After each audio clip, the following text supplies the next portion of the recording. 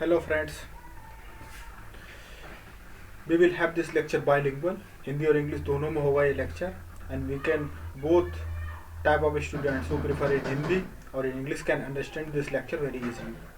आज हम भारतीय संविधान का इवोल्यूशन का first step to last step till we prepared our constitution. अभी तो अमेंडमेंट्स तो हो ही रहे हैं, लेकिन जो अभी हमारे पास पुस्तक है कॉन्स्टिट्यूशन की, वहाँ तक पहुँचने में शुरुआती स्टेज से क्या क्या हुआ उसके बारे में हम डिस्कस करेंगे. इसके जहाँ तक दो पार्ट्स बनेंगे इस लेक्चर के, इवोल्यूशन के, कॉन्स्टिट्यूशन के.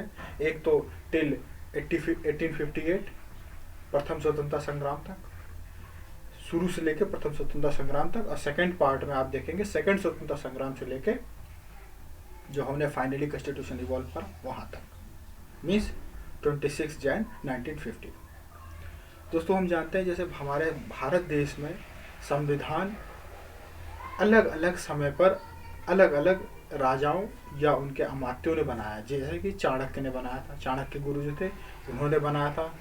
क्या बनाया था उन्होंने अर्थशास्त्र की रचना की थी. अर्थशास्त्र में किस तरह से एक राजा को राज करना है, कैसे प्रजा को बिहेव करना है, all this things were included in अर्थशास्त्र.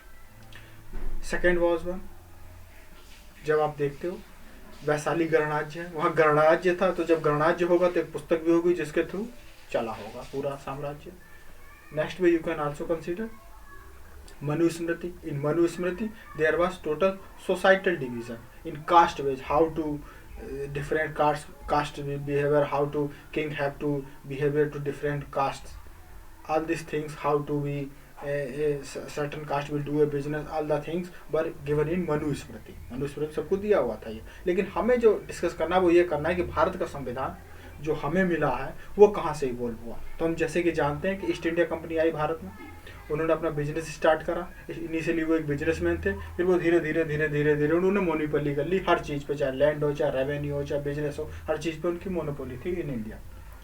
बट एक टाइम पे ब्रिटेन में इकोनॉमिकल कंडीशन काफ़ी ख़राब हो गई, तो उन्हें एक अच्छा पैसा लेना था यहाँ से इंडिया से. तो उन्होंने ब्रिटिशर्स ने ईस्ट इंडिया कंपनी पे एक एक्ट लगाया जो कि कहा गया रेगुलेटिंग एक्ट, जो उन पर रेगुलेट करेगा. वो बना था 1773 में तैयार हो गया था. ठीक, अब आपको ये याद रखना पड़ेगा, करीब 1750 के आसपास रेगुलेटिंग की बात हो गई. ब्रिटिशर्स की इकोनॉमिक स्थिति खराब हो गई. इस तरह से थोड़ा ब्रेन में इमेज बना के रखोगे. 1773 के आसपास ये हुआ था, लेकिन उसमें बहुत सारी कमियां थी. तत्कालीन जो प्राइम मिनिस्टर थे पिट्स, वो नया लाए थे पिट्स एक्ट. पिट्स एक्ट आया था 1784 में. ठीक है, नियंत्रण परिषद की स्थापना की गई थी. तो 1784 कैसे याद रख सकते हैं. 17 में 5 के मल्टीप्लाई करो 85 हो गया, एक कम कर दो 1784. ये चल रहा है 1800 से पहले. आप थोड़ा दिमाग में इमेज बना के चलो आपने कि आपने आपके पिट्स एक्ट आ गया था उस टाइम पे. उसके बाद क्या है कि उनकी जो मिशनरियाँ थी वो भी इंडिया में आना चाहती थी, अपने धर्म का प्रचार प्रसार करना चाहते थे. जिस तरह से मुस्लिम्स आए और कई धर्म, हर धर्म के लोग अपना प्रचार प्रसार करना चाहते हैं, जिससे कि वहाँ उनका भी इन्फ्लुएंस बढ़े.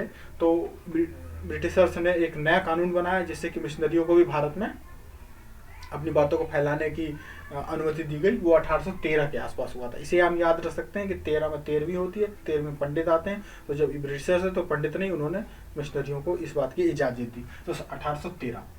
अब गवर्नर जनरल की परिषद में कानूनी सदस्यों की नियुक्ति की गई कि गवर्नर जनरल हो सकता है कि उसे कानूनों की पूरी तरह से ज्ञान ना हो, वो इम्प्लीमेंट ना करना चाहता हो. तो उन्होंने कानूनी सदस्यों की नियुक्ति की ताकि जो ब्रिटेन में जो लॉ एंड ऑर्डर फॉलो होता वो यहाँ भी हो. तो इसके लिए उन्होंने कानूनी सदस्यों की नियुक्ति कर दी इसमें. तो वो 1833 के आसपास वो हो गया. अब इसे अब याद रख सकते हो कि आपको कहीं पे भी अगर कोई डिसीजन लेने जाना है तो हाई कोर्ट जाओ या सुप्रीम कोर्ट जाओ, एक जज हो तो मन में ये होता है कि हो सकता है पार्शियल हो गया हो, किसी के प्रति इन्फ्लुएंस हो गया हो. लेकिन 3 जज हाई कोर्ट में, 3 जज सुप्रीम कोर्ट में. तो 33 याद रख सकते हो, 3 और 1800 के आसपास ये काम हो रहा है.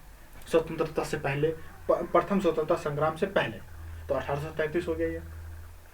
अब जब हम पहले स्वतंत्रता संग्राम पे पहुंच गए 1857 पे, तो जो क्राउन था, जो वहाँ की महारानी थी या जो वहाँ के जो संसद थी, अपने शब्दों में कह सकते हैं, उन्होंने इस पे काफ़ी डिबेट करा कि ये क्यों हुआ, नहीं हुआ, ये क्या है दिक्कत.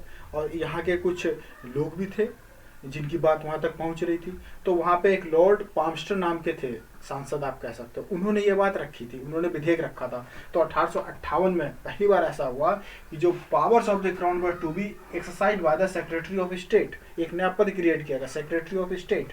उससे 15 लोग और दिए गए, वहाँ से काउंसिल ऑफ मिनिस्टर मेंबर्स दिए गए। अब ये लोग देखते थे भारत के सारे मैटर्स को, और पद क्रिएट किया गया viceroy general. Viceroy को आप कंपेयर कर सकते हो as the president of India.